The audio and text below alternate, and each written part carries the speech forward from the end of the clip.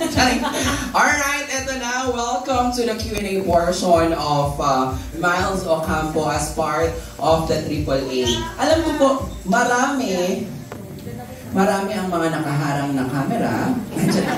Hindi ganun. Mali. Oo. Eto na, Miles. Ididire-diretso na natin. Marami na akong mga nakausap, marami na akong mga nakakwentuhan. And sabi ko nga, isa rin to sa tanong talaga na gusto kong marinig straight from your heart.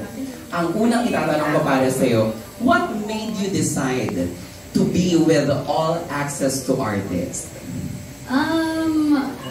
Actually, para siyang mahirap na madali for me yung naging desisyon ko. Kasi sabi nga po nila Direct Mike, even before pa nila ako kunin bilang artist nila, halos lahat ng projects ko with TV5, it's with them.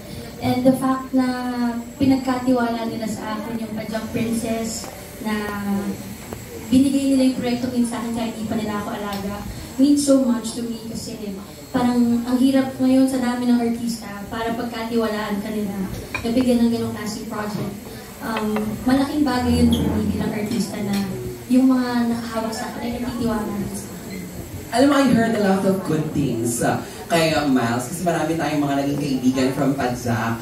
Sila Miggy, sina Jillian, ayan, even si Direct Easy, yan, mga naging kaibigan natin. Ang ganda ng mga sinasabi nila na pag tinatanong ko, kamusta working with Miles? Nabigyan ko kasi. Hindi ganon, oo. So yung mga ganong moments na pag naririnig mo na people are raving and telling everybody na ang sarap mong katrabaho, anong nafe-feel mo dun, Miles? Yun talaga, sinabi talaga nila sa akin. Siyempre masaya dahil ewan ko, lumaki kasi ako na maswerte ako sa mga nakakatrabaho ko, na wini-welcome din ako, na pinaparamdam sa akin na hindi ako others, ganyan. So, kumbaga nung ginawa namin yung Pajang Princess, parang sa ganun ako lumaking sistema sa industriya. So, yun, parang mas magaan magtrabaho kapag lahat kayo okay, lahat kayo ay nagkakaintindihan. So, salamat naman po. Tama ba, Miles, na you being part of that series, Pajang Princess, it opens yung door para ikaw ay talaga namang mas makilala, mas i-welcome ni Direct Mike, ni Sir Joe, ni Ate Jackie sa AAA. Ito ba yung masasabi mo na talagang nakapagbigay ng new chapter for your career?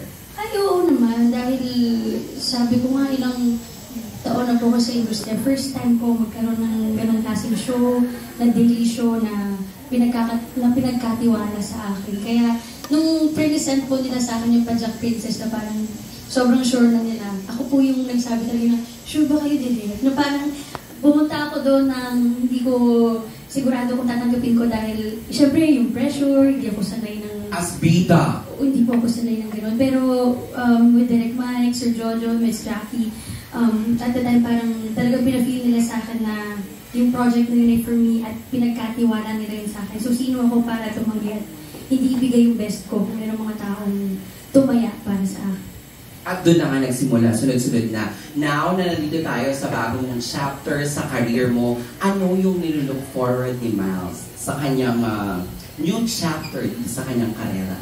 Madami, kasi medyo nagkaroon na rin ng delay itong pag-launch sa akin with AAA. Pero alam niyo po yung feeling na kahit nakita niyo po akong lumaki, literal. Literal lumaki. Literal lumaki?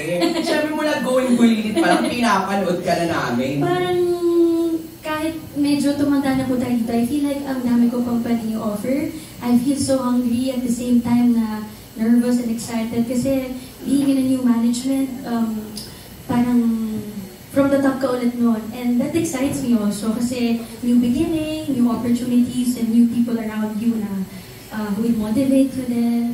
And yung, nandun yung may gigil ako ngayon to act talaga. Kaya sabi ko, Direct Mike, direct, so awarded talaga. So, yun po yung mga i-look forward ko.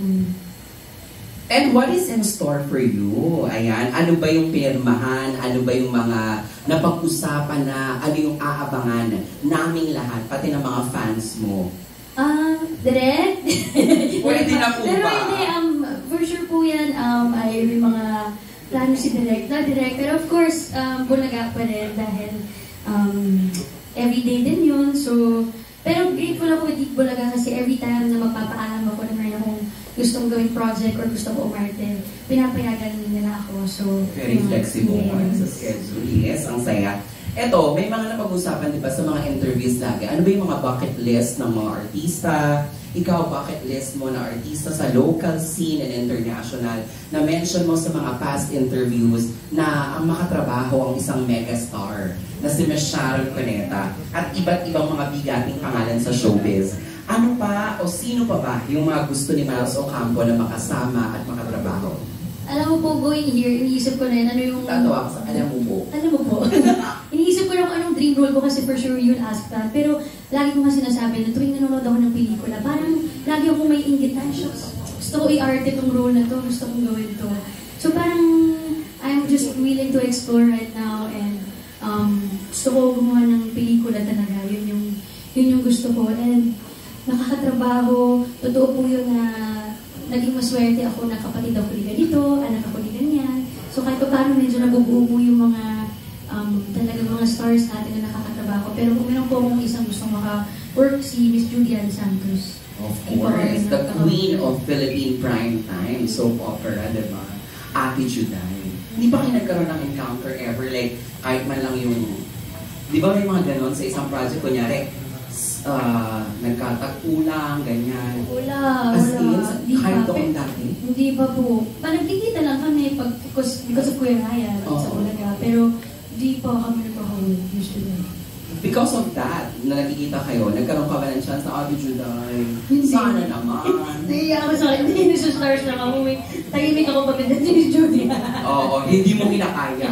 Kaharap si Juday. Okay. Miles, ang ganda na nangyayari sa'yo. Bulaga, Pajak Princess, nakatrabaho mo ang megastar, at nakuha mo rin ang iyong first ever acting award.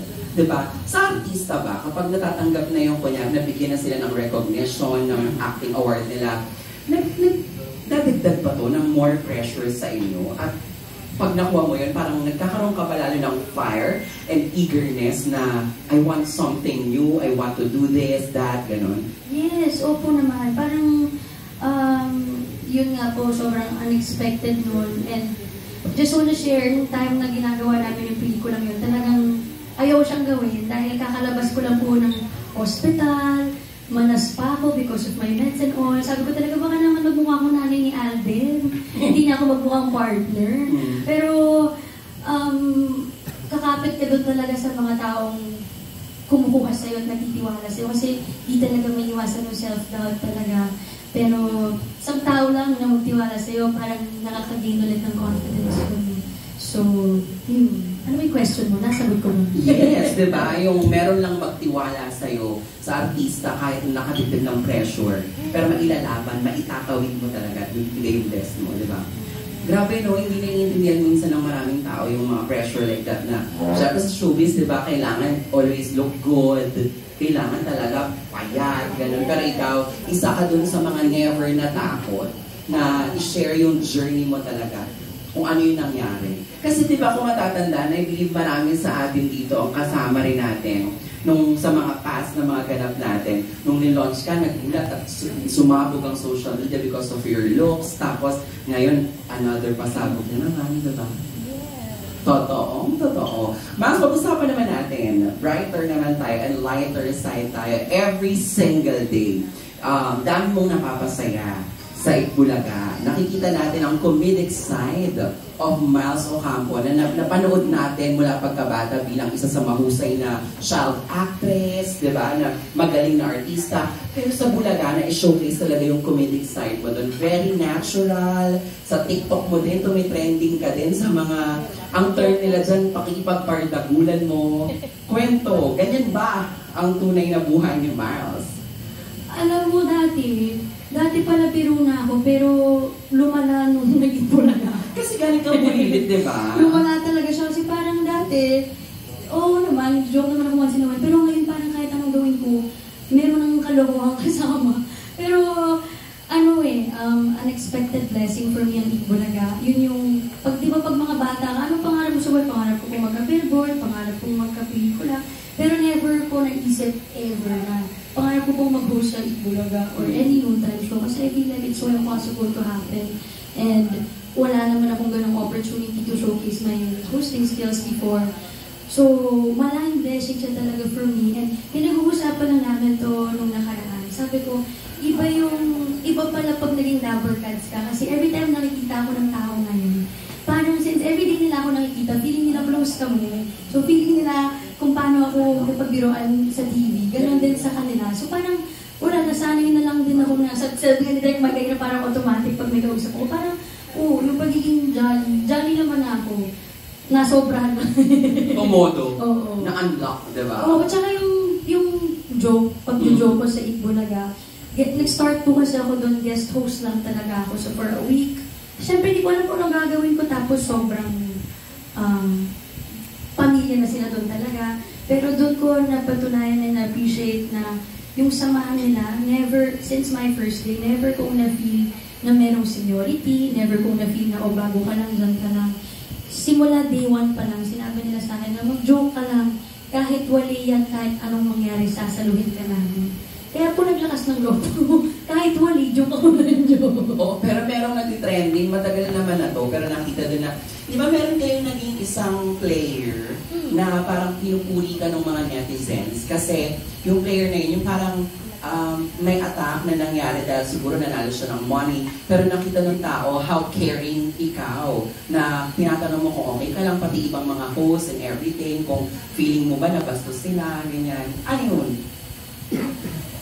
Wala. Dapat presence of mind talaga palagi kapag live show. Kasi syempre, kailangan mo mag-ingat sa bawat kilos mo, sa bawat sasabihin mo sa Newton show. Kasi maraming manonood. At that time, it was just me, bossing, tas si Raisa.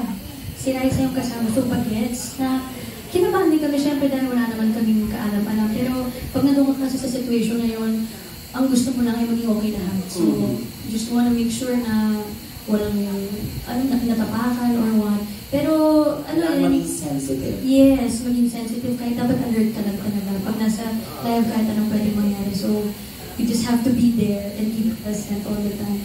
And you mentioned also na feeling ng mga nanonood sa'yo everyday, parang barkada ka nila. Dahil nga nakipagbiruan ka with silang Osing at lahat ng mga topper cats, ganyan. Meron ka bang pwedeng i-share sa amin, sa mga nanonood ngayon, na na-experience mo na parang nagulat ka na parang, hindi ka lang, wala ako sa work. Kasi may mga nakausap akong mga host na parang meron na, uy, ganito, patawanin ko naman ka, mag-joke ka naman. Mga ganun sila. Na, hindi ka, grocery lang ako. Ayun, ganun. Pag sa akin, dadaan ko naman sa biro sila ng, naku, wala mo akong knock-knock today. Kasi tatawa na sila doon. Yan lang, sabihin mo. Okay. Maiba naman tayo, siyempre.